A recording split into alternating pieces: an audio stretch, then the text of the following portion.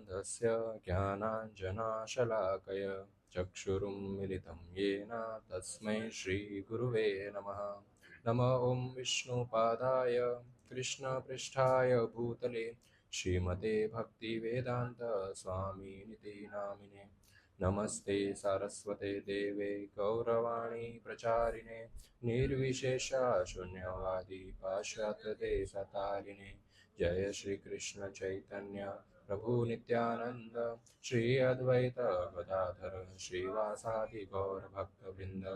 हरे कृष्णा कृष्णा कृष्णा हरे हरे, हरे राम राम राम हरे हरे। हरे कृष्णा।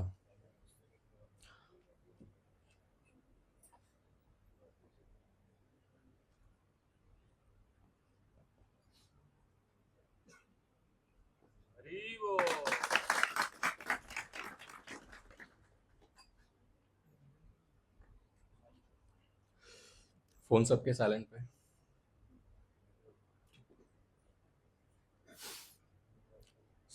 आप सबका स्वागत है शनिवार सत्संग में। और आज हमारा टॉपिक है दुर्लभ मानव जन्म। इंग्लिश में ट्रांसलेट करें तो रेयर ह्यूमन बर्थ। मुश्किल से मिलने वाला, बहुत आसानी से न मिलने वाला। अभी ये दुर्लभ मानव जन्म एक्चुअली एक भजन लिखा गया है भक्ति विनोद ठाकुर ने। अब भक्ति विनोद ठाकुर ने ये भजन लिखा है तो बोले व्हाट्स द बिग डील, क्या बड़ी बात है, बहुत सारे भजन हैं, सुनते रहते हैं। इन्होंने लिखा है तो इसको क्या स्पेशल है इसमें। भक्ति विनोद ठाकुर वेस्ट बंगाल के मैजिस्ट्रेट रह चुके हैं। बहुत पढ़े लिखे ज्ञानी व्यक्ति थे वे। श्रील प्रभुपाद के गुरु भक्ति सिद्धांत सरस्वती ठाकुर, उनके पिताजी थे भक्ति विनोद ठाकुर जो मैजिस्ट्रेट थे।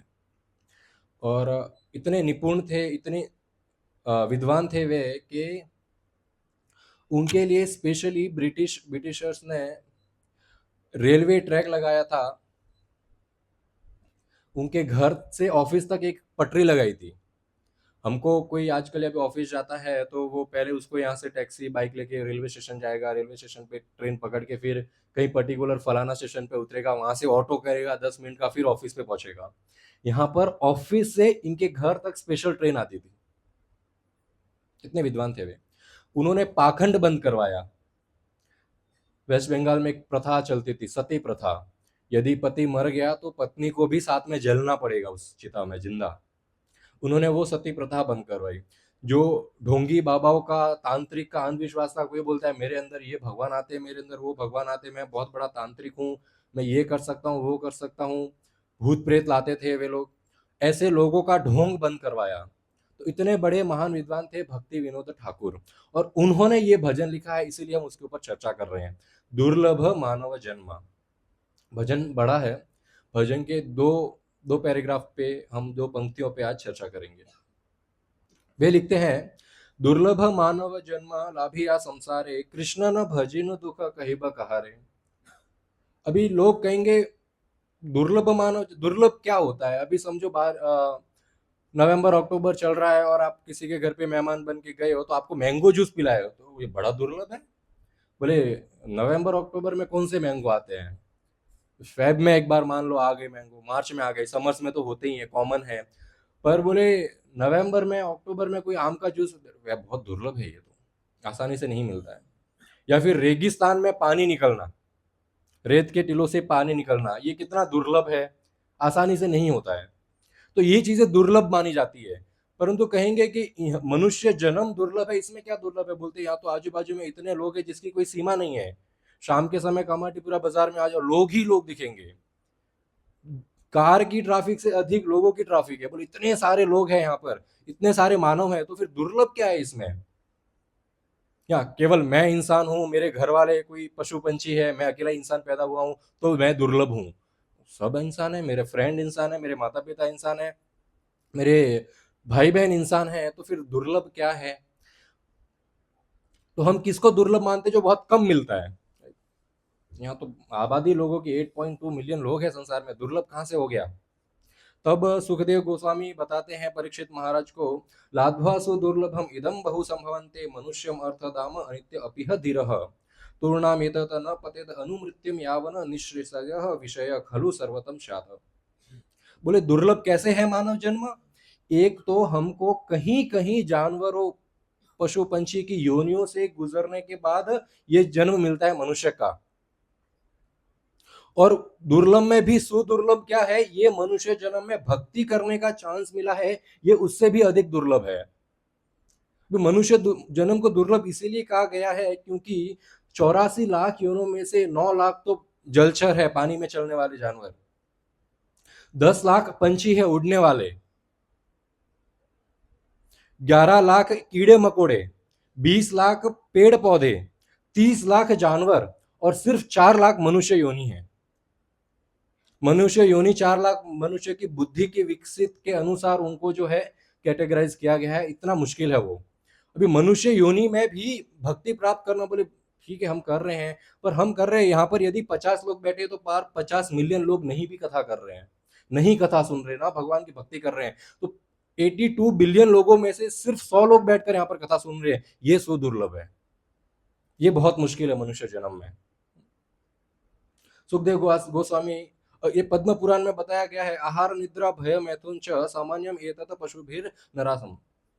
बोले हमको जानवरों से क्यों अलग, उसमें भी आत्मा है, हम में भी आत्मा है, फिर हमको जानवर से अलग क्यों माना गया है?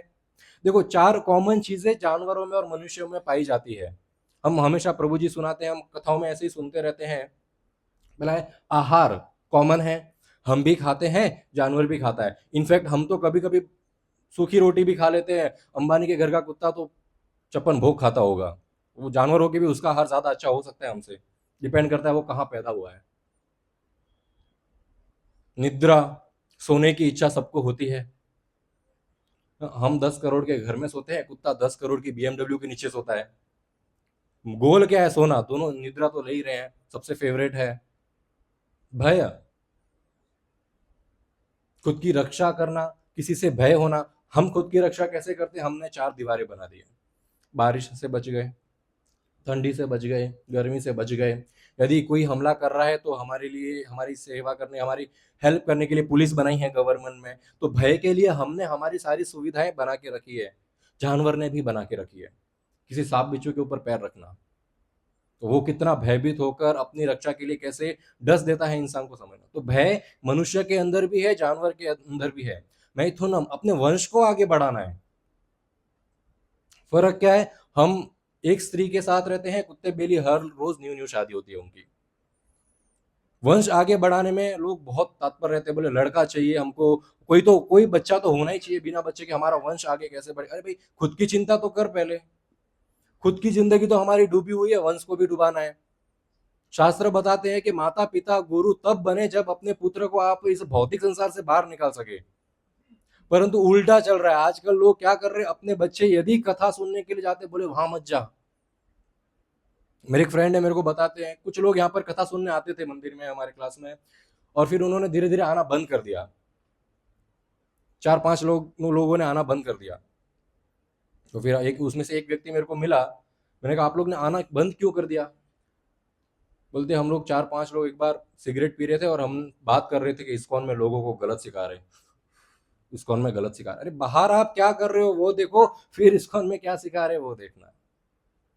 तो ये दुर्लभ चीज है। धर्मो ही तेषाम अधिको विशेष, धर्मे न ही न पशु भी समाना। यदि 4 चीजें सामान्य हैं पशु में और इंसान में, तो फिर डिफरेंस क्या है? शास्त्र बताते एकमात्र इंसान में ये फर्क है कि वो जिज्ञासा कर सकता है कि मेरे को ये शरीर क्यों मिला है।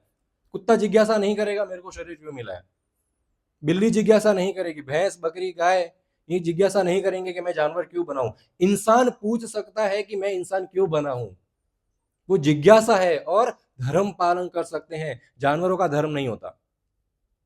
किसी कुत्ते बिल्ली को ये लड़ते हुए नहीं देखोगे कि तू हिंदू है, मैं क्रिश्चियन हूं, तू मुस्लिम है। हम सब कुत्ते हैं।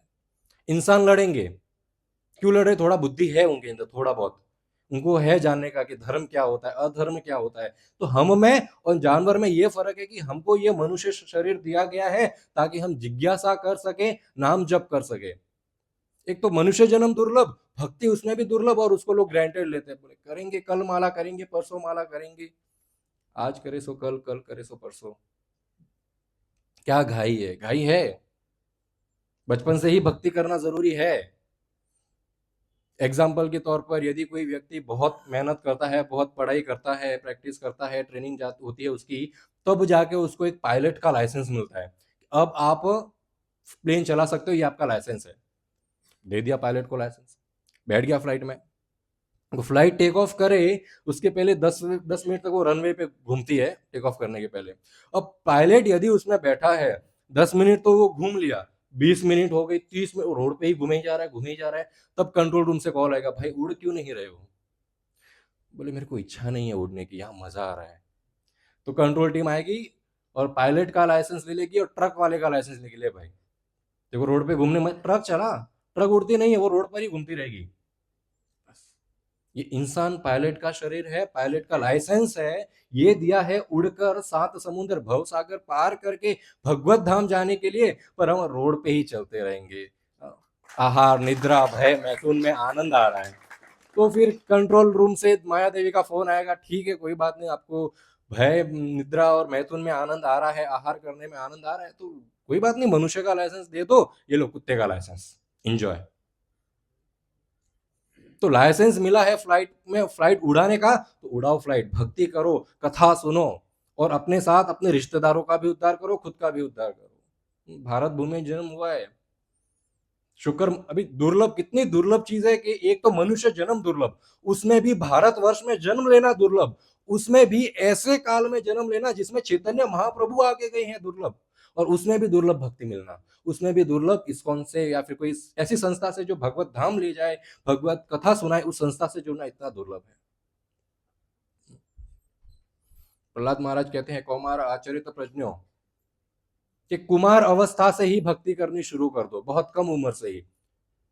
तो हमको हमेशा ये, हम एक बार अभी किसी की शादी में गए थे पिछले महीने, तो वहां पर दूल्हा भी माला कर रहा है, हम सब माला कर रहे हैं, तो दूल्हे के रिश्तेदार आए उसके पास, बोले ये क्या है, इतनी कम उम्र में माला इसको पकड़वा दी? वो बोलते तू ही इसका सबका कारण है। मैंने बोला मैंने क्या किया? बोले तेरे वजह से ये सब लोग माला कर रहे हैं, तो इनको पकड़ पकड़ के लेके जाता है मंदिर। अब देख शादी के दिन भी माला कर रहा है, ये उम्र है इसकी माला करने की? इसकी उम्र तो शादी की है। मैंने कहा माला कब की जाती है, अब बताइए, उम्र क्या है? कोई लिखित रूप में उम्र है कि आज मैं 45 का हो गया आज से माला शुरू, आज मैं 50 का हो गया आज से माला शुरू? कि उम्र नहीं है। तो बोले कि बूढ़े होंगे तब माला ही करनी है, शरीर तो साथ देगा नहीं, धन कमाने में, इंद्रिय तृप्ति में, घूमने फिरने में, ना घुटने काम देंगे, ना दांत काम देंगे, ना कान, ना मुंह। तो बोले तब माला करेंगे ना, तब फ्री है हम। ठीक है। मैंने कहा यदि आपको, आप अभी समर्स है, अच्छा मौसम, गर्मियों का मौसम आएगा, आम आने वाले हैं, यदि आप मेरे घर पे मेहमान बन के आए हैं, तो मैं क्या करूंगा? आपको आम अच्छे से काट कर फ्रेश ताजा खिलाऊंगा, या फिर गुठली अच्छे से मैं चूस लूंगा, फिर वो गुठली आपको दूंगा, ये लो चूसी हुई गुठली। पर चूसी हुई गुठली कौन एक्सेप्ट करेगा? फ्रेश मैंगो चाहिए, चूसी हुई गुठली कौन खाएगा? कोई खाया कोई चूसी हुई गुठली? तो बोले ये जो हमारी युवा अवस्था है, ये मनुष्य जन्म है, ये फ्रेश मैंगो है, अभी ही खुद को कृष्ण को समर्पण कर दो। बुढ़ापे में तो फिर वो चूसी हुई गुठली के समान, वो स्किन भी गल रही है, पिघल रही है, हड्डियां साथ दे नहीं रही है, उस उम्र में कृष्ण आपका क्या करेंगे? अचार डालेंगे? चूसी हुई गुठली का तो अचार भी नहीं बनता है। फ्रेश मैंगो का अचार, कच्चा मैंगो होता है एकदम जवान, तब अचार भी बनता है उसका। तो फिर तो यूजलेस है। अगर मौका मिला है जवानी में भक्ति करने का, नहीं मिला ये उम्र में भी मिला है, तो बहुत अच्छी बात है, ये उम्र में भी भक्ति शुरू कर देनी चाहिए। परंतु यदि आपके बच्चे अभी छोटे हैं, आप मंदिर आते हो, तो उनको भक्ति सिखाना बहुत आवश्यक है, कि बुढ़ापे का कोई गारंटी नहीं है। बोले बोले कि बुढ़ापे में भक्ति करेंगे, कौन है व्यक्ति बूढ़ा यहाँ पर? किसी के टैग लगा है कि मैं बुजुर्ग हूं? कहीं भी बस में चले जाओ तो बोले सीनियर सिटीजन का सीट है, तो भी डिसाइड कैसे करेंगे कौन सीनियर सिटीजन है? यदि उस बस में 10 लोग हैं, तो यदि कोई व्यक्ति 90 साल का है, तो वो सीनियर सिटीजन कहना चाहेगा, वो एक सीट पर बैठेगा। यदि वो नहीं है, तो उससे कम उम्र वाला कोई 50 साल का है, तो वो वृद्ध गिना जाएगा, वो बैठेगा। यदि वो उपस्थित नहीं है, तो जो 40 साल वाला है वो वृद्ध गिना जाएगा, वो बैठेगा।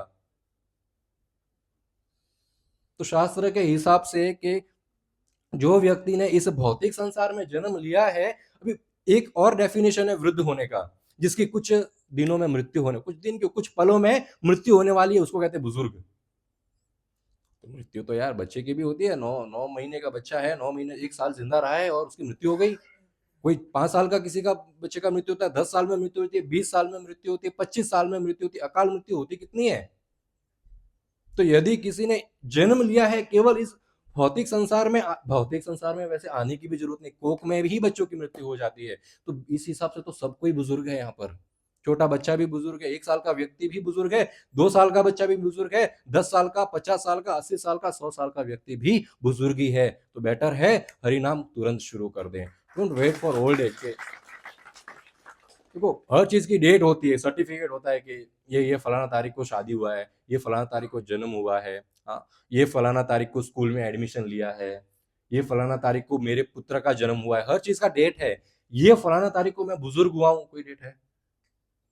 एक टाइम होता था बुजुर्ग को लोग पहचान लेते थे, 50 साल के होते थे तो सफेद बाल आए हैं, घुटनों में दर्द है, पीठ में दर्द है, अब के बुजुर्ग अवस्था आ गई। आजकल 20 साल के बच्चे के भी सफेद बाल है, तो क्या उसको भी बूढ़ा बोल दो फिर। 25-25 साल के लोगों के अंदर भी घुटने का प्रॉब्लम है, पीठ का प्रॉब्लम है, बुजुर्ग अवस्था से सब लोग गुजर रहे हैं। भक्ति विनोद ठाकुर आगे लिखते हैं, कृष्ण न भजिनो दुख कहिबो कहारे। बोले यदि आपने कृष्ण का भजन नहीं किया है, अपने दुख कृष्ण के आगे नहीं रखे हैं, तो किसको अपनी व्यथा सुनाओगे भाई। क्यों कहा ऐसा, मनुष्य जन्म में कृष्ण को अपने दुख क्यों सुनाने हैं। देखो बहुत भीषण गर्मी पड़ती है, ऐसी गर्मी में भी गधे के ऊपर कितना सामान लाद के उसको पीट के लेके जाया। कोई गए हैं केदारनाथ इत्यादि जैसी जगहों पे, बड़े बड़े पहाड़ों पे, खच्चरों पे कितना वजन डाला जाता है। वो उनके आंखों से आंसू आ रहे हैं, वो रो रहे हैं, पर क्या वो अपनी व्यथा किसी को बोल सकते हैं। क्यों कि वो जानवर है। इतनी बारिश हो रही है, गाय को पानी ज्यादा पसंद नहीं है, बिल्ली को पानी ज्यादा पसंद नहीं है, इतनी बारिश हो रही है, फिर भी उनको उस बारिश में खड़ा रहना है। क्या वो गाय अपनी व्यथा किसी को सुना सकती है, कोई सुनने वाला है उसकी व्यथा। इतनी ठंड पड़ती है, बंदरों को कितना ठंड में, वृंदावन में आप गए होंगे कभी, दिसंबर जैन के महीने में कितनी ठंड गिरती है, उस ठंड में बंदरों की क्या हालत होती है। क्या वो बंदर अपना दुख किसी को बता सकते हैं, नहीं बता सकते। केवल एकमात्र ये मनुष्य योनि ऐसी है, यदि यहाँ पर हमारे यहाँ कुछ प्रॉब्लम है, हम तुरंत किसी को बता सकते हैं, देखो मेरे को ये प्रॉब्लम है। तो भक्ति विनोद ठाकुर कहते बताओ कृष्ण को, अभी बताओ आप में क्या प्रॉब्लम है, आपको किस चीज की कमी है, आपको कितना भगवान से प्रेम है, बताओ, तब भगवान को पता चलेगा। जानवर योनि में जाओगे तो किसको बताओगे, बताने योग्य ही नहीं बचेंगे हम। यही टाइम है मनुष्य योनि कि बता सके भगवान को। अब ये भक्ति विनोद ठाकुर किसको बोल रहे हैं, ये सब किसको सुना रहे हैं, खुद को ही। बोल रहे भाई मन अपने मन को सुना रहे हैं कि भाई मन, मनुष्य जन्म मिला है, तू भक्ति नहीं कर रहा है, फिर मर गया तो अपना दुख किसको सुनाएगा। अभी ही भगवान से माफी मांगो। भी मनुष्य जन्म है, कभी कोई गलतियां कर दी है, कोई पाप कर्म हमसे गलती से बन गया है, तो यही एक मौका है कि आप प्रायश्चित कर सकते हो। यदि अभी गलती बहुत है, कुछ कुछ लोग तो मानते नहीं है, सिगरेट पीना गलती है, गुटखा खाना गलती है, नशा पानी करना गलती है, गलतियों की तो हम खदान है। जैसे कोयले की खान में हीरा मिलता है, इंसान की खान में सिर्फ गलतियां ही और पाप ही मिलते हैं। और इनफैक्ट ये मनुष्य एक ऐसा कोर्ट है जहां पर जज बैठे हैं हृदय में, कृष्णा जज बन के, और ये जज आपके घर के ही है। यदि कोई व्यक्ति ने गलती की है, उसको जज के सामने ले जाए, और जज यदि उसका पिता हो, तो फिर उसको सजा इतनी नहीं मिलेगी, कम मिलेगी। बोले खुद का ही बेटा है, नालायक है, तो क्या करें, टेढ़ा है पर मेरा है, गलती कर दी है, चलो कम सजा में इसको छुट्टी दे देंगे। तो ये कृष्ण टेढ़े हैं पर मेरे हैं, ये जज हृदय में बैठे हमारे अपने हैं। यदि हमने बहुत सारी गलतियां कर दी है, पर अभी हम यदि भगवान से क्षमा मांग कर कि ये गलती अब हम फिर से नहीं करेंगे, अब हम भक्ति करेंगे, तो है तो अपने ही पिता। कितना कठोर दिल बनेंगे, तुरंत माफ कर देते हैं। परंतु यदि एक बार ये शरीर छूट गया, बिना पश्चाताप किए, बिना भक्ति किए ये शरीर छूट गया, और जब यमराज के आगे खड़े हुए मृत्यु के पश्चात, तब यदि हमने यमराज को हाथ जोड़ा और कहा क्षमा कर देना, मैंने गलती करी, बोले बेटा टू लेट। यहाँ पर पश्चाताप नहीं होता है, गलती कर दी है आपने, यहाँ पर माफी की जो है एक ही सजा, यहाँ पर माफी नहीं मांगी जाती। यहाँ पर आप कितना भी गिड़गिड़ा लो, कितना भी रो लो, प्रॉमिस कर लो, बोले अभी यज्ञ लाओ, मैं प्रतिज्ञा लेता हूँ, माला करूंगा, नहीं, वो टाइम गया। पृथ्वी पे था तब ऑप्शंस थे माला करने के, कथा सुनने के, अब वो गाड़ी ट्रैक से जो है प्लेटफॉर्म से निकल चुकी है, तो अभी माफी मत मांग, कोई फायदा। यह भी आपको जो सजा मिलनी है वो मिलकर ही रहेगी। केवल जब तक ये मनुष्य शरीर में हम बसे हुए हैं तब तक माफी मिल सकती है, उसके बाद माफी नहीं मिल सकती। इसलिए कहते हैं, अपने मन को सिखा रहे हैं भक्ति विनोद ठाकुर, अभी ही माफी मांग ले, अभी ही अपने सारे दुख भगवान के आगे रख दे, अभी ही यदि आज तक भी तूने कोई गलतियां की है तो माफी मांग ले, कि भगवान इतने कृपालु है। बोले इस संसार में ऐसा कोई पाप नहीं है, इतना बड़ा पाप कर्म नहीं है कि भगवान उसको ना माफ कर सके। आप इतना पाप कर ही नहीं सकते, कृष्ण आपसे जितना प्रेम करते हैं उससे ऊपर हम पाप भी नहीं कर सकते, इतना बड़ा कृष्ण का प्रेम है। हमारे पाप करने की प्रवृत्ति इतनी छोटी है। ब्रह्म हत्या कर दी, गौ हत्या कर दी, कितना बड़ा पाप गलती से किसी से बन गया है, वो पाप का भी माफी मिलता है। हर पाप का माफी है। देरी क्या है, रियलाइज करना मैं गलत हूं। जो व्यक्ति ये माने ही नहीं वो गलत है तो माफी किस बात की मांगेगा। किसी को पता ही यदि ना हो कि सिगरेट पीना गलत है तो माफी किस बात की मांगेगा। जैसे हम एक बार व्यक्ति को बोला, हमने गांव में गए, वहां पर एक को बोला ये अमल गलत है मत खाइए। बोले क्यों, क्या गलत है? उसको पता ही नहीं है वो गलत है, कभी सुना ही नहीं है कि नशा करना गलत है। बोलते मेरे दादा भी लिए आ रहे थे, मेरे पिताजी भी अमल कब से ले रहे हैं, मैं भी ले रहा हूँ, और अभी मेरा बच्चा भी शुरू कर रहा है धीरे धीरे।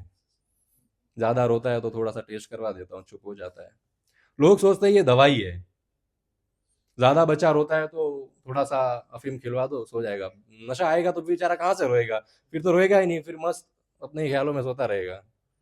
ये कैसा है जो रोड पर भीख मांगते हैं ना, आपने लोगों में देखा होगा, रोड पे भीख मांगते हैं बहुत सारे लोग बच्चे उठा के, वो रोते क्यों नहीं है? हमारे घर पे बच्चे तो थोड़ा सा सुलाया है मेहनत करके, थोड़ा सा आवाज आए, थोड़ा सा कहीं भी बर्तन बच गया, रोना शुरू। यहाँ पर तो रोड पे इतने हॉर्न बज रहे पर वो बच्चा रो क्यों नहीं रहा है?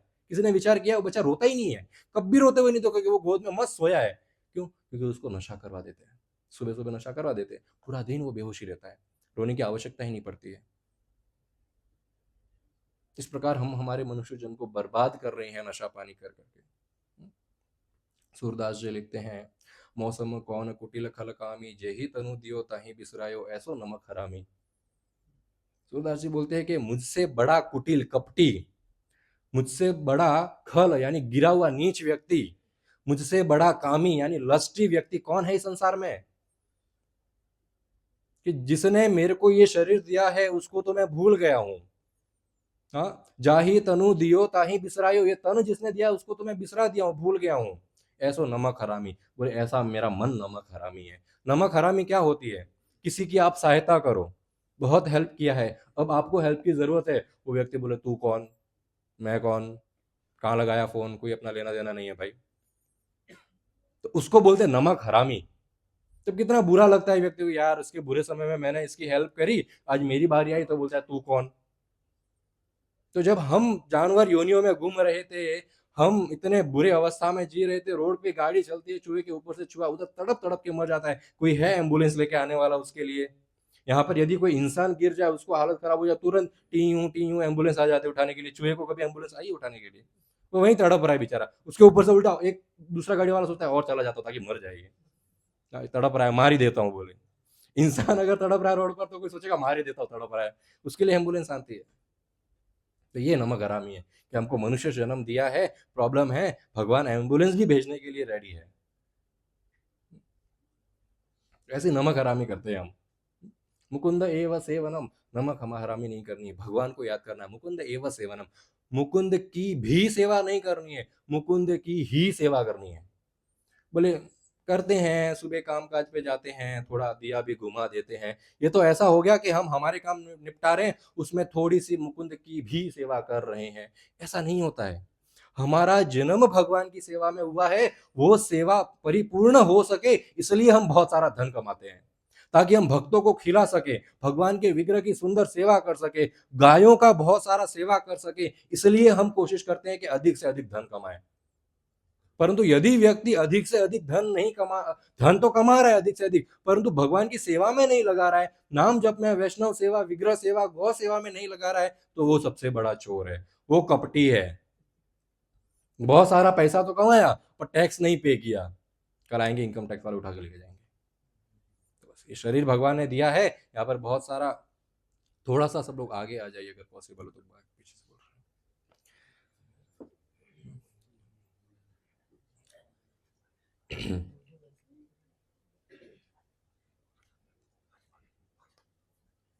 हरे कृष्णा। तो जो मुकुंद की सेवा करना है और साथ में अपना रेगुलर कार्य भी करना है।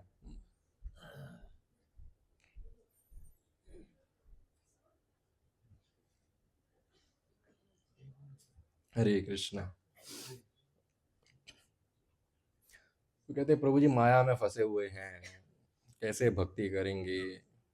हाँ, हम तो भौतिकवादी लोग हैं। हम भौतिकवादी लोग नहीं हैं, हम इस संसार के लोग नहीं हैं। हम आध्यात्मिक जीव है जो भौतिक संसार में फंस गए हैं किसी कारण से। ऐसा नहीं है कि हम भौतिक जीवी हैं, चलो आध्यात्म का पालन कर लो, नहीं, हम आध्यात्मिक जीवी हैं, हम भगवान के अंश ही है। किसी कारणवश यहाँ पर फंस गए हैं। जिस प्रकार राजस्थान से कोई लड़का आता है मुंबई कमाने के लिए, उसका मन और हृदय हमेशा कहाँ लगा हुआ है? राजस्थान में। उसके माता पिता वहां पर है, उसके दादा दादी वहां पर है, उसके रिश्तेदार वहां पर है। तो उसका मन क्या होता है? अधिक से अधिक धन इकट्ठा करूं और गांव में जाकर अपने माता पिता की सेवा करूं। हाँ, मेरे रिश्तेदार है जिनको मेरे से मुझे मुझे जिनसे वास्तविक प्रेम है, उनसे सेवा। रहता यहाँ पर है, शहर में रहता है, दिन रात मेहनत करता है, मन कहाँ लगा हुआ है? माँ गांव में, माता पिता के पास। बस हम उस लड़के के समान हैं। हमारे माता पिता भगवान श्री श्री राधा कृष्ण है, जिनको छोड़कर वहां से हम इस भौतिक संसार में आ गए हैं। तो हमारा मन हमेशा कहाँ लगा रहना चाहिए? वापस कब माता पिता के पास जाऊं, वापस कब माता पिता के जाऊं। किसी कारणवश मैंने उनको छोड़ दिया है, भौतिक संसार में आ गया हूं, ठीक है, अभी शहर में आया हूं तो कमाना तो पड़ेगा। तो बहुत सारा धन कमाएंगे, सेवा करेंगे और ऐसा कार्य करेंगे कि मृत्यु के पश्चात वापस राजस्थान की ही गाड़ी पकड़े, कहीं और न जाए, कहीं गलत गाड़ी में ना बैठ जाए, और वापस माता पिता के पास जाएंगे। माता पिता के पास जाने के बाद ही वास्तविक सुख मिलता है। भौतिक संसार में यहाँ पर गांव से आए हुए व्यक्ति को आप 5 स्टार होटल में ठहरा दो या फिर 5 BHK बंगले में ठहरा दो, उसका मन हमेशा लगेगा बस माता पिता चाहिए, माता पिता चाहिए। तो वो हमारे माता पिता भगवान श्री श्री राधा कृष्ण है, जिनके पास जाने की लालसा हमेशा रहनी चाहिए और हमेशा उनका नाम जप करना बहुत आवश्यक है। ये भौतिक संसार, अभी जाएंगे कैसे? बोले ठीक है जाना है, जाएंगे कैसे? हमको तो पता भी नहीं है कौन सी बस जाती है। आ तो गए बुले भटके, अब जाएं कैसे वापस? उसके लिए लेने आते हैं लोग। कौन लेना? जैसे एक घर में आग जल फायर लग गई है, कहीं पे आग लग गई है, तो फायर फाइटर वाले आते हैं। उन्होंने ऐसा सूट पहना है कि वो सूट जो है आग में जलता नहीं है, वो घर के आग लगी हुई घर के अंदर घुसते हैं, जो इंसान अंदर फंस गया उसको बाहर लेकर आते हैं। तो ये भौतिक संसार एक ऐसा घर है जिसमें भीषण आग लगी हुई है और हम जीव उस घर में फंस गए हैं।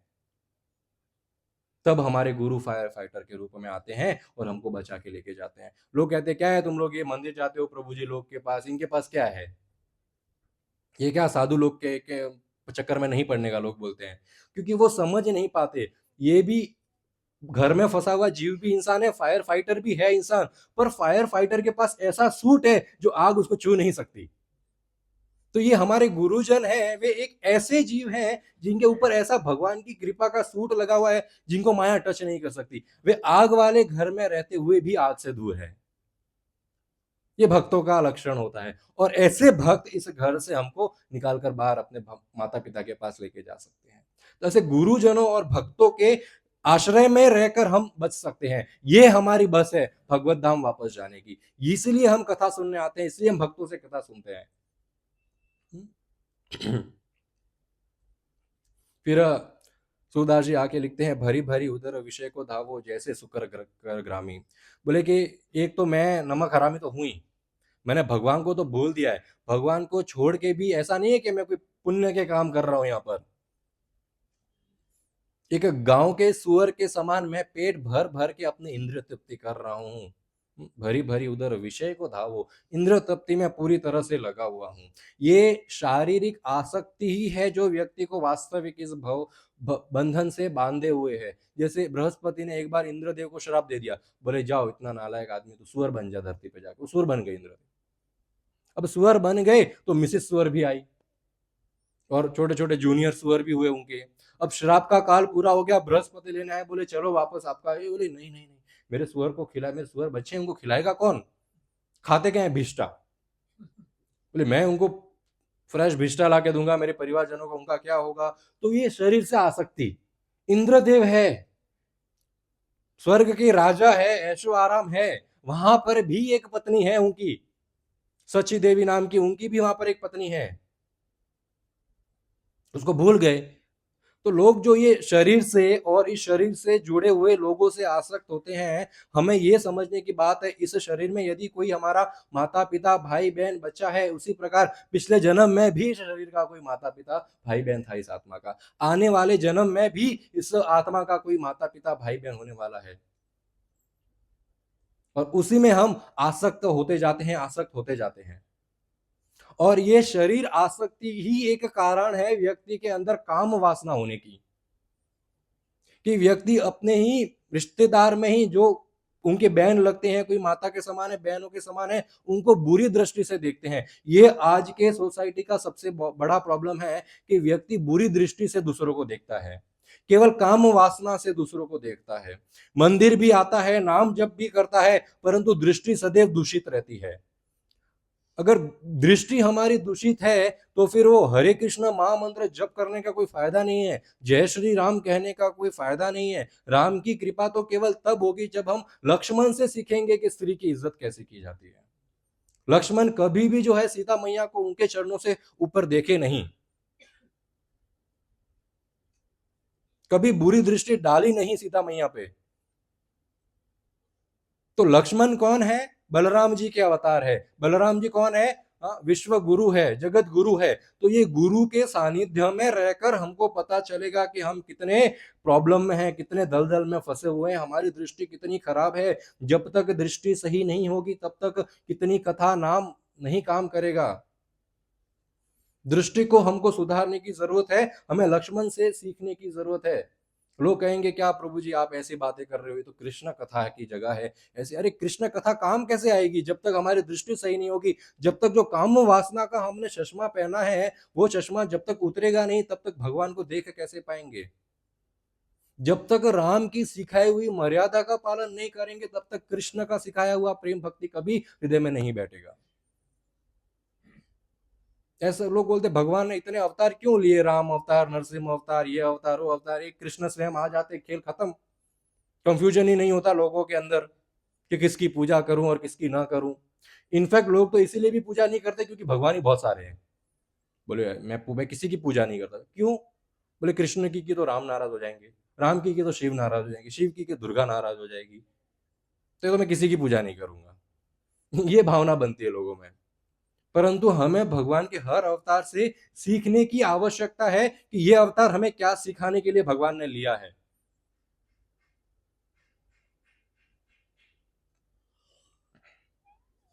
सूरदास जी आगे लिखते हरिजन चाड़ी हरि विमुखन की निस दिन करत गुलामी। बोले एक तो मैं नमक हरामी, मैं कपटी, मैं नमक हरामी, उसमें मैं विषयों में भरा पड़ा हूं, मैं इंद्र तृप्ति में भरा पड़ा हूं, और उसके बाद भी मैं क्या कर रहा हूं? हरिजन चाड़ी। जो हरिजन है, जो भगवान के जन है, जो भक्त है, उनको तो मैंने छोड़ दिया है। हरि विमुखन की करत गुलामी, जो हरि के विमुख हो गए हैं उनकी गुलामी कर रहा हूं। जिनको भगवान से कोई लेना देना नहीं है उनकी गुलामी कर रहा हूं। एक्चुअली बुरी दृष्टि का और हमारे मन में बुरे ख्याल आने का सबसे बड़ा तो कारण होता है हमारा संग। जितना खराब संग उतनी हमारी जो प्रवृत्ति है वो खराब रहेगी। आप तो आ गए मंदिर, तो एक हाथ तो यहाँ पर 5 उंगलियां तो घी में डालिए, दूसरी 5 उंगलियां वहां पर लस्ट की आग में जल रही है, तो ये घी सहायता नहीं करेगा। ये घी ऐसा ना हो कि वो आग को और फैला दे। तो आवश्यकता है यदि घी में हाथ डाला है तो आग से भी हाथ बाहर निकाले। ऐसी जो हमारी संगत है उन संगत से हम दूर रहें। आजकल यदि 5 लोग मिलते हैं, कोई मार्केट में कोई घर में 5 लोग मिलते हैं, तो वो क्या बात करते हैं? स्त्रियों की बात करेंगे, बुरी बुरी प्रवृत्ति की बात करेंगे, बुरी ख्याल लाएंगे। फिर आपस में मिलके ये डिस्कस नहीं करता कि अब हमें क्या करना है, भक्ति कैसे बढ़ानी है, कौन सी कथा में हमें जाना है, कैसे कथा सुननी है, क्या करें कि कल हम जल्दी आ सके कथा में। ऐसी चर्चा बहुत कम होती है। यदि 4 अभक्तों में एक भक्त मिल जाए तो वो एक भक्ति कब अभक्त बनेगा उसकी कोई गारंटी नहीं है। कभी कभी तो ऐसा होता है 4 भक्त होते एक अभक्त होता है, वो एक अभक्त भी 4 भक्तों को अभक्त बना देता है। हमारी भक्ति इतनी कमजोर है, हमारी जो निष्ठा है भगवान के प्रति वो इतनी कमजोर है कि अभक्त के जाल में तुरंत हम फंस जाते हैं। तो हमें हमारी संगति सुधारने का बहुत आवश्यक है। कॉलेज के बच्चे भी है, यहाँ पर कॉलेज भी जाते हैं, तो कॉलेज में केवल तेरी कौन सी वाली है, तेरी कौन सी वाली है, जैसे उसके लिए भगवान ने भेजी है यहाँ पर। माँ बाप ने कहीं और सगाई कर रखी है, तो यहाँ पर ख्याली पुलाव बना रहे हैं। क्यों? संगति वैसी है। परंतु होना क्या चाहिए? हर स्त्री मेरे माता और बहन के समान है, हर पुरुष मेरे भाई और पिता के समान है। बुरी दृष्टि से ना देखें। और जब हमारी दृष्टि सुधरेगी, तो बोले सवाल कहां से शुरू होते हैं? आंखों से सवाल शुरू होता है हमेशा। जिज्ञासा जो होती है वो आंख से शुरू होती है। देखते हैं कोई माला कर रहा है, जिज्ञासा हुई, क्यों कर रहा है ये क्या कर रहा है? आंखों से देखा तब जिज्ञासा हुई। तो आंखों से बुरी दृष्टि देखी तो मन में लस्ट पैदा होगा, आंखों से अच्छी दृष्टि देखी मन में पुण्य काम करने की इच्छा उत्पन्न होगी। शहर तो छोड़ो, गांव भी आजकल वैसी ही हालत है। मेरे को बहुत बार कंप्लेंट मिलती है, आप गांव क्यों नहीं जाते? क्या नफरत है आपको गांव से? मुझे गांव से नफरत नहीं है। नफरत तो हमें वैसे किसी से नहीं है, परंतु कुछ लोग इतनी बुरी प्रवृत्ति के हैं। कॉलेज के समय यदि हम जब गांव जाते थे तो हर व्यक्ति मिलता था, वो पूछता था आप क्या पढ़ाई कर? मेरा कॉलेज में हूँ। तो आपकी गर्लफ्रेंड भी होगी। अरे तू ये तो पूछ मैं क्या पढ़ाई कर रहा हूँ, मेरे को मार्क्स कितने आए हैं, मेरा संगत नहीं, तेरी गर्लफ्रेंड भी होगी। तो ये प्रवृत्ति बनी हुई है लोगों में कि वो खुद तो दूषित है, दूसरों को भी दूषित ही देखते हैं। जो खुद दूषित होता है ना, उसको लगता है ये भी दूषित है। वो अच्छा भक्त होगा, मंदिर जाता होगा, पर बाहर का व्यक्ति बोलता है ये मंदिर जाता तो क्या हुआ, ये भी दूषित है। क्यों? खुद का मन ऐसा हुआ हो। मिरर है संसार, क्या है? एक कांच है, खुद का ही दृश्य दिखता है उसके अंदर। लोग कहते हैं कि मैंने किसी को कहा मैं आज हम इस बारे में चर्चा करने वाले, बोलते आपकी उम्र क्या है ये चर्चा करने की? बोले कोई एक्सपीरियंस व्यक्ति तो कहे तो उसकी बात माने भी। बोले आपने क्या क्वालिफिकेशन है जो आप ऐसी बात कर रहे हो? कहते हैं कि बड़े बड़े ऋषि मुनि जो है, हमारे शास्त्र में हम कथा सुनते हैं, इतने बड़े बड़े ऋषि मुनि जो हजारों वर्ष तपस्या करते हैं, फिर भी काम वासना उनका जो है तपस्या भंग कर देती है। एक अप्सरा खाली अपनी पायल बजाए, तपस्या भंग।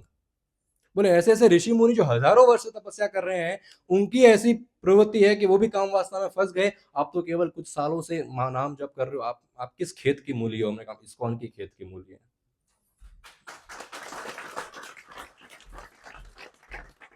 दूसरे खेत का तो हम गारंटी नहीं लेते, पर यहाँ पर गौड़िया वैष्णव इस्कॉन शिला प्रभुपाद की जो संस्था है, इस खेत की गारंटी है कि यहाँ पर जो मूल्य उगती है वो सर्वोत्तम होती है। यहाँ पर खोट ऐसा नहीं है। मिस्टेक्स तो बहुत जगह पे बुरे लोग हर संस्था में होते हैं, यहाँ पर भी मिलेंगे, बाहर भी बुरे लोग मिलेंगे। परंतु जिसने प्रभुपाद का जो शिक्षा है, चैतन्य महाप्रभु का शिक्षा है, उसको वास्तविक पकड़ लिया है, हृदय में उतार लिया है और उस रास्ते पे चल रहे हैं, तो वो व्यक्ति कोई कामाटीपुरा जैसी जगह में प्रोस्टिट्यूट के एरिया में जाके भी वो कथा कर लेगा और उसका मन खराब नहीं होगा।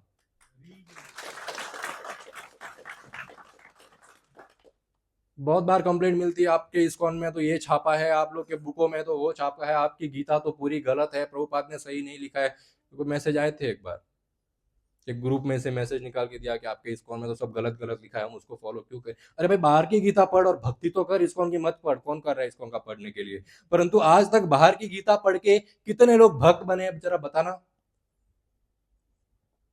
पहली ये बात तो ये है कि बाहर की गीता भी व्यक्ति सिर्फ जो बुजुर्ग हो गया, रिटायर हो गया, वो खोल के एक दो पन्ना पढ़ेगा, फटाफट बोले जैसे ही खत्म हुआ पन्ना पढ़ा, बंद करके लाल कपड़े में बांध के रख दिया, चलो बाहर थोड़े गप्पे मारते हैं और फिर वही बुरी बातें करेंगे। अगले दिन फिर से उठेंगे, गीता पढ़ेंगे और फिर रख के बंद करके वहां पर चले जाएंगे।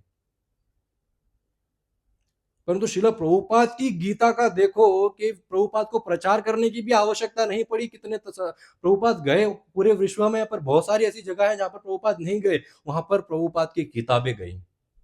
और वो भगवत गीता पढ़कर आज देखो, जो लोग नशे पानी में डूबे थे, जो लस्ट के शहर में रह रहे थे, पूरी काम वासनाओं की दुनिया है, वो गलत कार्य करने की दुनिया है, और वहां पर ये माना भी नहीं जाता है कि ये गलत है। उनके लिए this is perfectly it's okay, चलता है, ये सब अलाउड है, उनके हिसाब से ऐसा लगता है कि ये चलता है। ऐसे लोग भी ये गीता पढ़कर सब कुछ त्याग दिए हैं, आज राम राम कृष्ण कृष्ण राधा राधा नाम जप कर रहे हैं। लोग कहते हैं आपकी गीता में गलत छपा हुआ है। यदि हमारी गीता में गलत छपा हुआ होता तो लोग पढ़कर नशा करते, नशा छोड़ते नहीं। तो हम ब्लेम करने को तो आ जाते हैं, किसी के ऊपर आरोप देने को आ जाते हैं, आपकी संस्था में ये गलती, आपकी संस्था में वो गलती है। अरे ठीक है, अगर बहुत बड़ा तालाब है तो एक मछली उसमें दूषित भी होगी, परंतु दूसरी मछलियों को देखो कितनी शुद्ध है। नहीं, वो नहीं देखेंगे। क्यों? मन में केवल दोष देखने की प्रवृत्ति बनी है बचपन से। इसीलिए बाहर भी जाएंगे, कहीं अच्छा भी दिखता है तो हमको लगता है कि ये दूषित ही है, ये अच्छा नहीं है।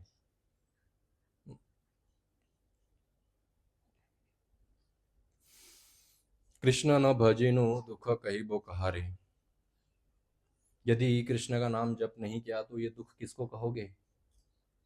गोपियां एक बार डिस्कस करती है आपस में, कृष्ण वंशी वादन करते हैं, तो गोपियां कहती है ये वंशी ने ऐसा क्या किया है कि इसको कृष्ण का सानिध्य मिला है?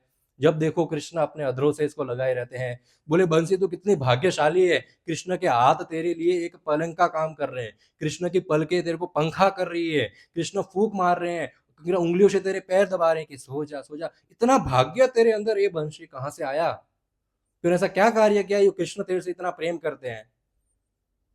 तब एक गोपी बोलती है कि इसका तो एक ही कारण है कि कृष्ण इससे प्रेम करते हैं। बोले ये भोली है।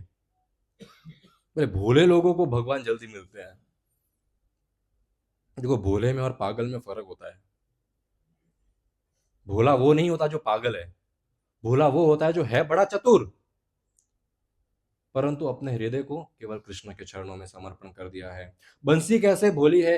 गोपी कहती है कि बंसी को देखो, ये खोखली है अंदर से, इसके मन में दूषित भावनाएं नहीं भरी हुई है, और इसके अंदर बहुत सारे छिद्र है। छिद्र यानी इसमें बहुत सारी कमियां हैं, ये कंप्लीट नहीं है। एक पूरी सेव जो होती है वो कंप्लीट मानी जाती है, यदि उसमें से एक बाइट ले लिया जाए तो उसमें छिद्र आ जाएगा, बोले इसमें खोट है, ये कंप्लीट नहीं है। तो बंसी में बहुत सारे छिद्र है। गोपी कहती है कि इतनी कमियां होने के बावजूद भी ये बंसी ने खुद को जो है कृष्ण को समर्पण कर दिया है। और कृष्ण कहते हैं मोहि कपट छल छिद्र न भावा, निर्मल मन जन सो मोहि भावा। कि जो अंदर से कपटी भरा हुआ है, लोगों के प्रति बुरा सोचता है, वो मेरे को इतना खास पसंद नहीं है। परंतु जो भोला है, सीधा है, मेरा नाम जप करता है और मेरे को शरणागत हो गया है, वो मुझे बहुत पसंद है। गोपी कहती है हमारे अंदर कमियां तो होंगी, हम दूषित तो होंगे, प्रॉब्लम तो होगी, उसी कमियों उसी प्रॉब्लम को लेके जाके कृष्ण के चरण में डाल दो। पर इतनी कमियां होने के बावजूद भी कृष्ण ने उस बंसी से ऐसी ध्वनि बजाई कि पूरा संसार उस ध्वनि से आकर्षित हो गया। बोले भक्त के अंदर कमियां तो हो, परंतु फिर भी वो भगवान को समर्पण कर दे, उस कमियों से ही भगवान ऐसा सुंदर गीत सुनाएंगे, पूरा विश्व आएगा सुनने के लिए। प्रभुपाद ने पूरे विश्व को अपनी ध्वनि में कर दिया था। कमियां किसमें नहीं होती है? यदि हम मनुष्य शरीर प्राप्त किए हैं तो मनुष्य शरीर का एक बहुत बड़े महान व्यक्ति ने लिखा है कि सबसे बड़ी गलती है कि हम मनुष्य बने हैं, और उसमें भी बड़ी गलती है कि हमारे अंदर कमियां हैं। मनुष्य जन्म दुर्लभ, उसमें भक्ति दुर्लभ। मनुष्य जन्म दुर्लभ और उसमें हमारे में खोट भर भर के भरा हुआ है। फिर भी भगवान को समर्पण करो, कोई बात नहीं। आज तक गलतियां की है, हो गई, हमसे गलती हो गई, हमें पता नहीं था। आज हम प्रण लेते हैं कि अब हम माला जप करेंगे। माला जप करने के नाम पर तो लोगों को बुखार आता है। कितना कितना मतलब चिंता का विषय है कि लोगों के पास 4 माला करने का समय नहीं है, और लोगों के पास 4 घंटे रील घुमाने का जरूर समय है। 4 माला कुछ नहीं है यदि ऐसे देखा जाए तो। व्यक्ति तो चाहे तो अपना सही समय का उपयोग करके 16 माला भी कर सकता है, परंतु ठीक है, शुरुआत है। बच्चा जैसे ही बड़ा होता है हम ये नहीं कह सकते चल भाग, चल धीरे धीरे चल, गिरेगा, कभी कभी माला में प्रॉब्लम आएगी, कोई बात नहीं, फिर से खड़ा हो, फिर से धीरे धीरे चल। और गिरते उठते वो एक बार इस मुकाम पर पहुंच जाता है कि वो भागता है। कोई बात नहीं, 2 माला से शुरू करो, 4 माला से शुरू करो, धीरे धीरे माला बढ़ेगी। और बहुत सिंपल है, 4 माला को सिर्फ आधा घंटा लगता है। It's not a big deal, कोई रॉकेट साइंस नहीं है। कोई एग्जाम देने, परीक्षा देने नहीं जा रहा है कि मेरा तो मन नहीं लगता। अरे कोई बात नहीं, मन नहीं लगता है तो हमको मन चाहिए भी नहीं माला में, हमको तो हृदय चाहिए माला में।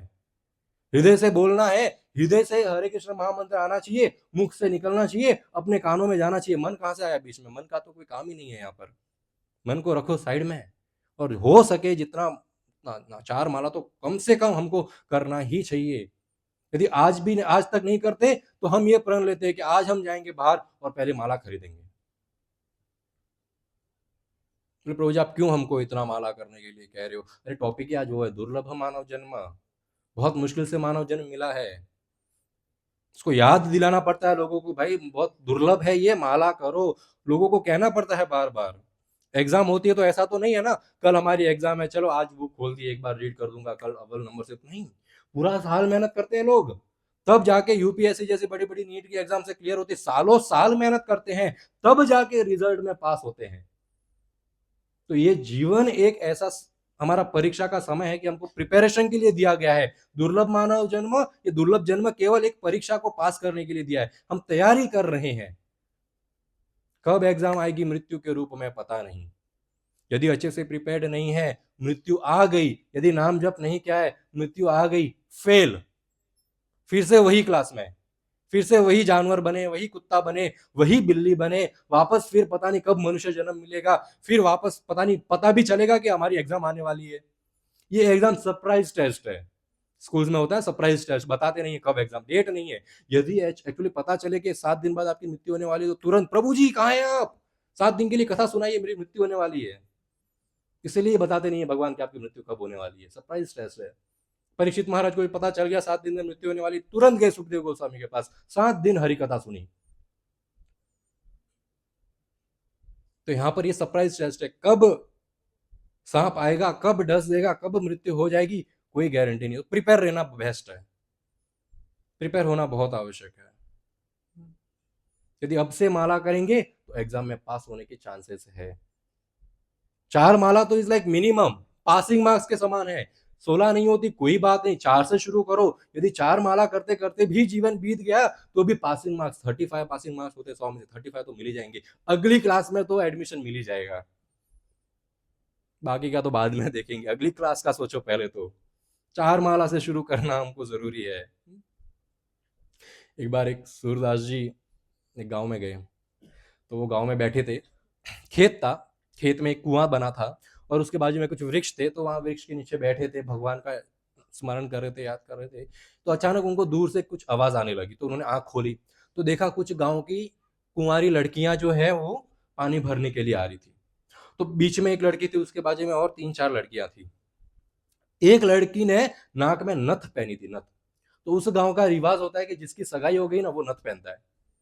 तो उसके पास बहुत सुंदर नथ थी, तो अपने सखियों को बोलती थी, सखी देख कितनी सुंदर मेरी नथ है। सब सखियां आजू बाजू में, वाह वेरी ब्यूटीफुल नथ है, नाक में पहनी है। तो वो जिसकी सगाई हो गई थी, वो लड़की कह रही है, पता है ये मेरे सास ससुर ने भेजी है मेरे लिए, मेरे सास ससुर कितने अच्छे हैं। फिर बोलती है, पता है मेरे पति, मेरे वो कितने अच्छे हैं, उन्होंने ये नथ भेजी है मेरे लिए। सखिया बोल रही, वाह आपके पति कितने अच्छे हैं, उन्होंने इतनी सुंदर नथ भेजी है, हमको तो इतनी सुंदर नथ कभी भेजी भी नहीं थी।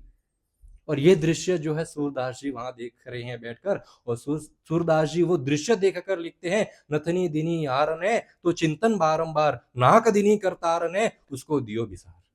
बोले कि ये लड़की, ये मूर्ख लड़की, जिस यार ने तेरे को ये नथनी दी है, जरा होने वाला पति अभी तो हुआ भी नहीं है, जिस होने वाले पति, जिस यार ने तेरे को ये नथनी दी है, उसका तो चिंतन कर रही है, मेरा पति कितना अच्छा है, मेरा पति कितना अच्छा है। अरे भाई, ये जिस भगवान ने नाक दी है उसका कब चिंतन करेगी।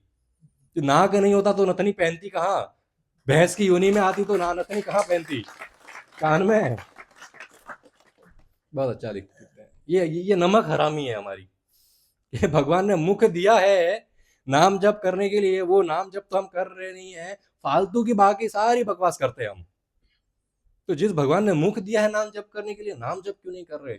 बाकी सब काम तो साइड का है, नाम जप आवश्यक है। बाकी कहीं पे दान हो न हो, कोई तीर्थ स्थान जाया न जा पाए, मैं कुंभ मेला नहीं जा पाया, कोई बात नहीं। अभी अब मैं इंस्टाग्राम पे देखता हूँ, लोग बोल रहे कि हमारा जीवन बर्बाद हो गया, हम कुंभ मेला नहीं जा पाए, वापस 144 ईयर्स बाद पता नहीं कब आएगा। मैंने बोला भाई 84 लाख योनि बाद मनुष्य जन्म मिला, उसका तो फायदा उठा पहले, फिर 144 ईयर का सोचना। ऐसे तेरे कहीं कुंभ मेले गए हैं तेरे जीवन में, तू तू तो इस भौतिक संसार में भटक रहे, हम तो कब से। ऐसे कहीं कुंभ मेले गए हैं, कोई जा पाया, कोई नहीं जा पाया, जा पाया तो अच्छी बात, नहीं जा पाया तो कोई बात नहीं। ये भगवान का नाम सबसे पवित्र है। श्रीमद् भागवतम में सुखदेव गोस्वामी बताते हैं कि ये इतने सारे तीर्थ स्थान है, लोग जाकर अपने पाप धोते हैं उसमें। भक्ति तो पता नहीं, दर्शन करने तो कौन जाता है, पाप धोने सब जाते हैं। किसी ने तो बहुत अच्छा लिखा था कि कुंभ मेला में इतनी भीड़ इसलिए थी क्योंकि सबको पता है उन्होंने कितने पाप किए हैं। धोने भी तो है अभी, पता नहीं वापस ये मौका कब मिलेगा पाप धोने का। अभी जाके पाप धो आते हैं, बड़ा बहती गंगा में हाथ धो देते हैं।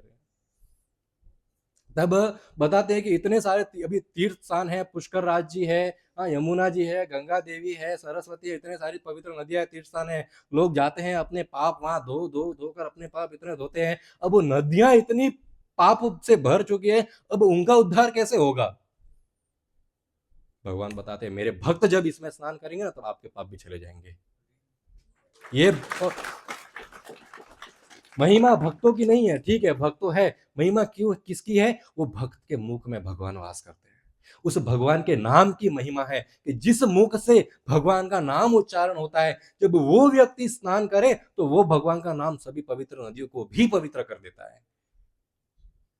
एक बार गोप सखा देखते हैं कि हम वृंदावन में बैठे हैं, खेल रहे हैं, यहाँ पर राधा कुंड है, श्याम कुंड है, यहाँ पर मानसी गंगा है, और अचानक से देखते हैं कि काला घोड़ा आया, एक काला व्यक्ति उसके ऊपर बैठा है। उसने उस मानसी गंगा में डुबकी मारी, डुबकी मारकर बाहर निकला तो घोड़ा भी सफेद हो गया, आदमी भी सफेद हो गया। ये क्या चक्कर है? कृष्ण को पूछते हैं। नंद बाबा जाते हैं उसके पास, आप कौन है भाई और आप कहाँ से आए हैं? बोलते मैं पुष्कर राज हूँ। पूरी साल लोग पाप धोते हैं और वो पाप के कारण देखो मैं और मेरा घोड़ा दोनों काले पड़ गए हैं। ये कृष्ण का धाम, ये वृंदावन धाम और यहाँ के जो कुंड है, ये इतने पवित्र है कि हमारे पाप धो देते हैं ये।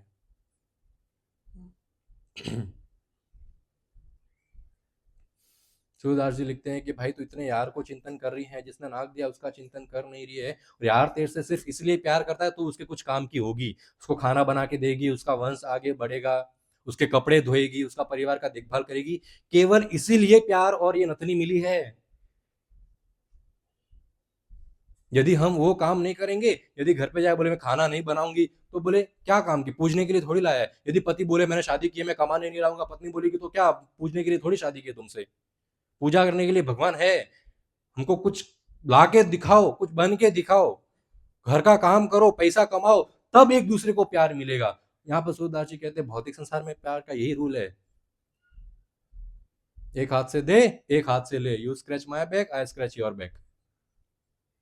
तू मेरी पीठ खुजा तो मैं तेरी पीठ खुजाऊंगा, अदरवाइज आप मेरे काम के नहीं हो। तो बोले इस भौतिक संसार में यदि किसी से प्रेम मिल रहा है तो वो केवल इसीलिए मिल रहा है क्योंकि उसको आपसे कुछ लालसा है, परंतु एकमात्र भगवान ऐसे व्यक्ति है जिनको आपसे कुछ नहीं चाहिए। आप मंदिर आओ नहीं आओ, आप कहीं पे दान करो नहीं करो, दैट इज फाइन। आप ज्यादा लोगों में अपना नाम ढिंडोरा पीटो नहीं पीटो, आप फेमस बनो नहीं फेमस, चलेगा। आप केवल प्रेम पूर्वक भगवान का नाम जप कर रहे हैं, भगवान को सब मिल गया। भगवान गोपियों से कहते हैं कि जो भक्त मेरे से इतना प्रेम करते हैं, मैं तो बिक चुका हूं उनके हाथों में, फिर तो मेरा कोई अस्तित्व ही नहीं है, पूरा संसार तो मेरे भक्ति चलाते हैं क्योंकि वो नाम जप कर रहे हैं। इतना इंपॉर्टेंट है, बाकी सब कार्य एक तरफ, नाम जप एक तरफ। फिर आगे भक्ति विनोद ठाकुर लिखते हैं, संसार संसार कोरे मीचे गेलो काल, लाभ ना कैलो किचु घटिलो जंजाल। कि हम जिंदगी भर मेरा संसार, मेरा परिवार, मेरा घर, मेरा गाड़ी, मेरा बंगला करते रहते हैं, परंतु ये सब कब काम आएंगे? जब भक्ति करेंगे। यदि भक्ति नहीं करेंगे तो ये सब कुछ काम नहीं आने वाले। एक जेल, एक बड़ा घर एक जेल के समान है, यदि उसमें भगवान विराजमान करते हैं तो वो घर गौरलोक के समान है, यदि उसमें भगवान विराजमान नहीं करते तो बहुत 5 स्टार है तो जेल, जेल कितना भी अच्छा हो या बुरा हो, व्यक्ति अंदर फंसा हुआ ही रहेगा। यदि उस घर में भगवान विराजमान नहीं कर रहे तो हम उस घर का कितना लाभ उठाएंगे। सोना तो वही 6x4 की जगह में ही है, ऐसा तो नहीं है 10 मिनट में अलार्म बज रही है अभी उधर जाके सोता हूँ, इतना बड़ा घर लिया है, थोड़ा 10 मिनट किचन में सोऊंगा, 10 मिनट बेडरूम में सोऊंगा, 10 मिनट हॉल में सोऊंगा, 10 मिनट इतना बड़ा बाथरूम बनाया है उसमें भी सोऊंगा, तो ऐसा तो है नहीं। सोना तो वही 6x4 की जगह में ही है। तो बड़ा घर लेना भी क्यों है? ताकि भगवान विराजमान हो और अनेक भक्त इस घर में आके कीर्तन करें। जिस घर में भक्त नहीं आते, जिस घर में भगवान नहीं है, वो घर तो भूतिया बंगला है और कुछ नहीं है। भूतिया बंगला को अवॉइड करना चाहिए हमेशा।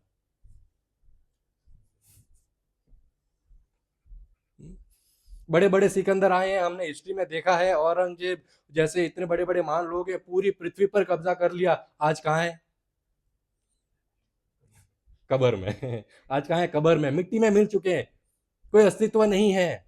इतना सोना किया था इकट्ठा, इतना पैसा इकट्ठा किया था, इतना लूट मार किया था, वो हेल्प आया कुछ? क्या वो अमर हुए? क्या वो कुछ ले जा पाए अपने अगली जिंदगी में? कुछ काम नहीं आया, सब यहाँ का यहाँ धरा रह गया। यदि केवल साथ में कुछ आता है तो है वो भगवान का नाम। भगवान जो हृदय में बैठे हैं, शरीर त्यागने के बाद आत्मा के साथ केवल परमात्मा ही जाते हैं और कुछ भी नहीं जाता।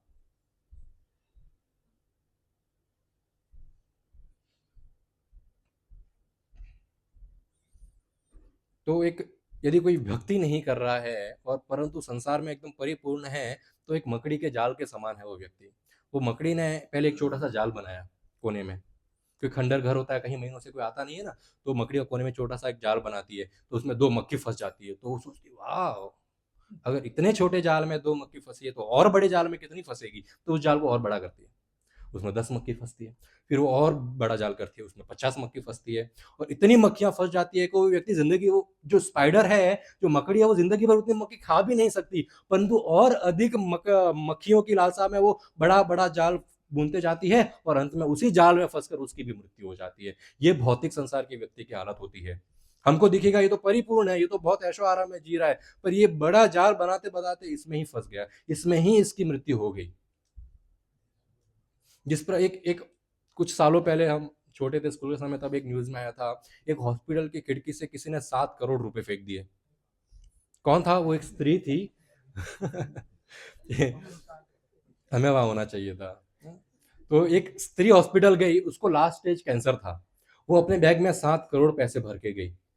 वो बोलती है कि वो डॉक्टर को बोलती है ये तो कुछ नहीं है, बैंक में तो और रखे हैं, आप ये तो रखो, मेरा कैंसर खत्म करो। डॉक्टर ने बोला कोई चांस ही नहीं है, 7 करोड़ क्या, आप 70 करोड़ 700 करोड़ भी लेके आओ, आपको तो अभी मृत्यु को प्राप्त होना ही है। तब उसकी आंखें खुलती है, क्या फायदा हुआ, मैंने भक्ति तो कभी करी नहीं, भगवान को तो कभी याद करा नहीं, अब ये नोट गिन के क्या होगा। उसने नोट फेंक दिया। और अचंभे की बात तो ये है, भौतिक संसार के लोग इतने बेवकूफ है, यहाँ पर ये नोट फेंक रही है, नीचे लोग नोट जमा कर रहे हैं, जैसे वो बच जाएंगे, ये नोट उनकी जिंदगी बचा लेगी। एक और धनी व्यक्ति था, उसने सारा जीवन धन इकट्ठा किया, परंतु भगवान का कभी नाम जप नहीं किया। अब मृत्यु आ गई, अब मृत्यु से भय लग रहा है उसको, अब भय, अभी मृत्यु आ गई है मेरे को। वो क्या बोलता है अपने परिवारजनों को मालूम है, मेरे को लकड़ियों में मत जलाना, नोटों की गद्दी बनाना, उसमें मेरे को लेटाना, उसके ऊपर और नोट रखना, और मेरे को जलो तब उसके ऊपर से नोट और फेंकना, फ्लावर मत फेंकना। क्यों? मैं संसार को बताना चाहता हूँ ये नोट भी मेरे को नहीं बचा पाए। यदि थोड़ा बहुत भक्ति कर लिया होता तो कोई चिंता की बात नहीं है, सब बहुत अच्छा होता, परंतु इतना धन इकट्ठा करने के बावजूद भी यदि मैं जिंदा नहीं बचाऊं, तो संसार को मैसेज दो कि मैं मर गया हूं, ये नोट भी मेरे को नहीं बचा पाए। यदि हम में से किसी को समझो भूख लगी है और आप आम के बगीचे में गए हो, तो वहां पर एक पेड़ से आम नीचे गिरा हुआ है, अब आप क्या करोगे? वो आम खाओगे, या फिर उसके अगल बगल में उस पेड़ के ऊपर जो आम लटक रहे उसकी छाया, नीचे 100 आम की छाया है, 100 आम की छाया लोगे या एक आम लोगे? कोई समझदार व्यक्ति है वो एक आम को लेके खाएगा, 100 छाया जो है आम की उसको त्याग देगा। बस इस भौतिक संसार के जो सुख है वो एक 100 आम की छाया के समान है, भगवान का नाम वो एक आम है जो वास्तविक हमारा पेट भर सकता है। 100 छाया को खा लो, पेट नहीं भरेगा, वो एक आम उतना इंपॉर्टेंट है। एक बहुत अच्छी स्टोरी आती है,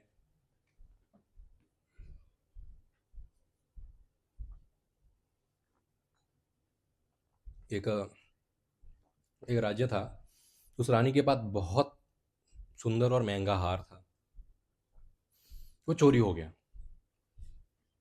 अब वो रानी ने तो खाना पीना बंद कर दिया, बोले हार गया तो गया कहाँ। राजा को कहा मैं मर जाऊंगी, ये हार, बोले कि हमारे पूर्वजों में 7 पीढ़ियों से चलते आ रहा है, ये हार तो मेरे को कोई भी हालत में चाहिए, सेम हार नहीं चाहिए, वही हार चाहिए। राजा के पास सब कुछ है, बोले सेम बना दे, तो बोले वही हार चाहिए। क्यों? पूर्वजों से चलते आ रहा है ये हार। अब राजा परेशान हो गए, बोले करे तो करे क्या। तो राजा ने ऐलान कर दिया, पूरे पूरे राज्य में ऐलान कर दिया, जो व्यक्ति, वो चोर भी यदि वो हार वापस लेके आ जाए चलेगा, उसको हम सजा नहीं देंगे, यदि दूसरा कोई व्यक्ति भी वो हार ढूंढ के लेके आ जाए तो उसको हम एक इनाम देंगे। क्या इनाम देंगे? हमारा आधा राज्य जो है वो उसका। इतना इंपॉर्टेंट हमारे लिए वो हार है।